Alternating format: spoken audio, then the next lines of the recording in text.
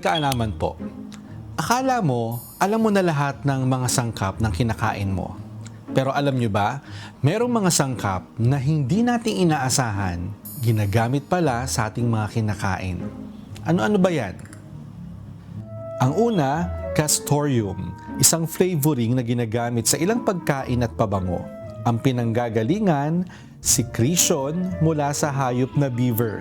Oo, galing ito sa glands ng hayop.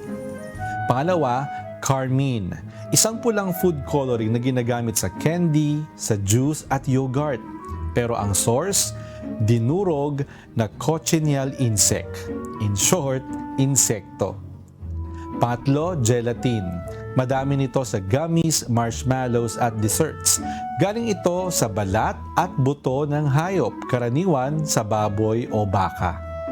Pang-apat, L-cysteine, ginagamit sa tinapay para mas gumanda ang texture. Pero sa ilang proseso, ito ay maaring manggaling sa buhok ng tao o ng hayop. At panghuli, shellac, ginagamit para maging shiny ang candies. Ang source nito, resin mula sa lac insect. Pero ito ang mahalaga, approve ang mga ito ng food safety authorities at ginagamit sa tamang proseso. Ibig sabihin, hindi sila bawal pero hindi lang natin alam. Kaya sa susunod na kumain ka, tanungin mo ang sarili mo, alam mo ba talaga kung ano ang nasa pagkain mo? Alin po sa mga sangkap na yan ang pinaka nagulat ka?